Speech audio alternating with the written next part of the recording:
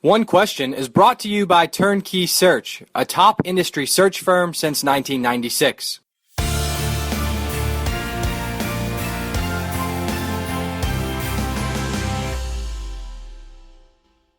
Now that the Michigan search is over, how did the process play out, again, generally speaking, in execution compared to how you expected it to play out? Well, the Michigan search was a lot of fun to be a part of. I mean, Michigan is one of the great jobs in the country, and needless to say, some of the top directors of athletics in the country were really interested in this job. Other athletic directors who wanted to be involved in the job were very, very skittish about allowing their name to be out there, or afraid that their name would be out there, and that their constituents would be unhappy, their president and their board might be unhappy. So we had athletic directors, some who really wanted to apply, who couldn't, some who wanted to talk and who did. But we had a terrific list of candidates. The first thing we did was we started with people that we thought would be terrific fits at Michigan, people who had been proven directors of athletics or had been very, very successful in their particular profession along the way. And we met with those people, we discussed the job, we talked with them, we answered questions, and we had a lot of dialogue back and forth.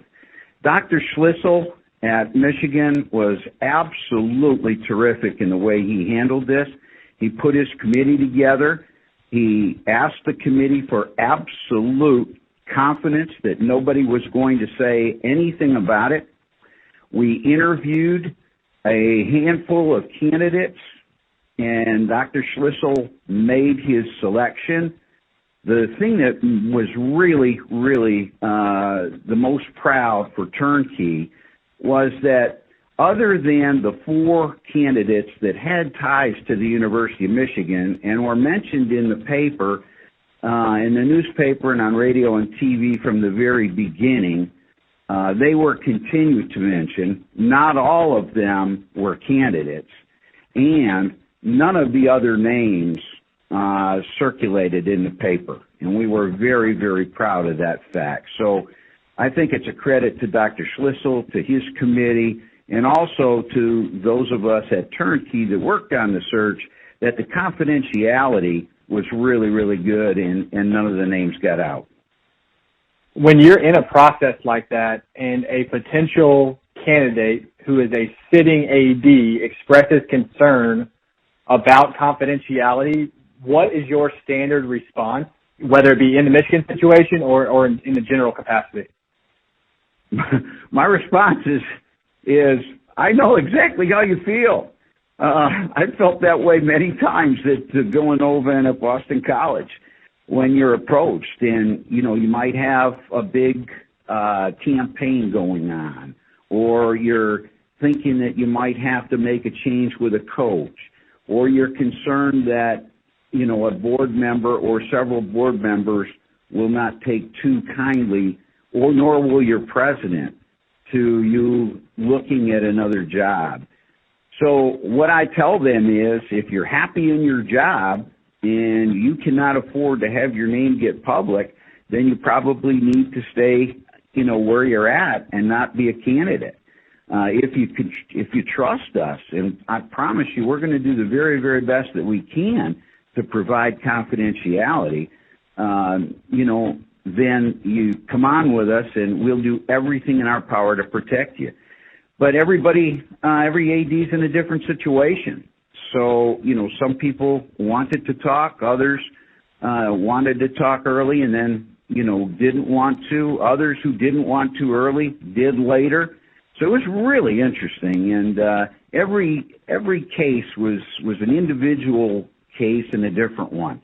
So it made it really interesting. What about these airport interviews that we hear so much about? What's the challenge on the side of the committee on seeing candidates one after another, whether it's 2 or 4 or 8 in a row over the course of a day or two?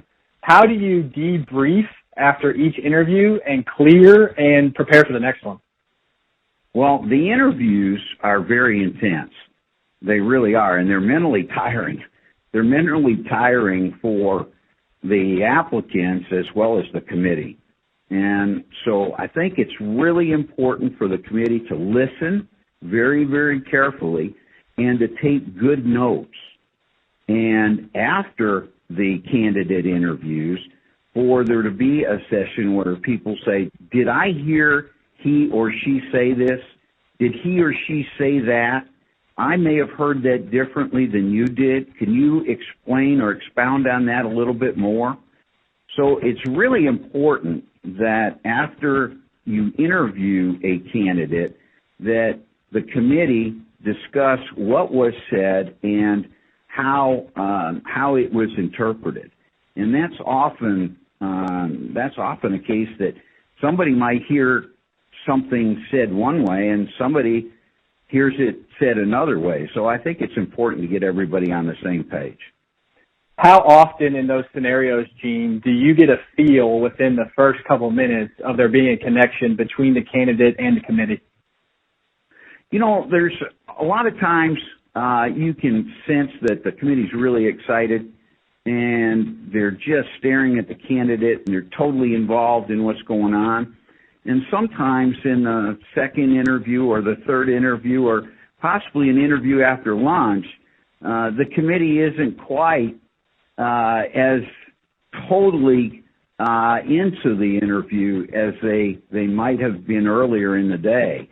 So it's really important to take time in between, to give the committee members time to debrief a little bit, to have some lunch, to go get a drink, of water or soda or whatever, and for them to come back and have some time so that they're ready and alert and they're giving every candidate the same equal amount of attention. And that's today's One Question, brought to you by Turnkey Search, a top industry search firm since 1996. One Question is designed to give D1 Ticker subscribers valuable insights on how executive leaders in college athletics think about key issues on their respective campuses, in their departments, or within their leagues and conferences. One Question is brought to you by Turnkey Search, a top industry search firm since 1996.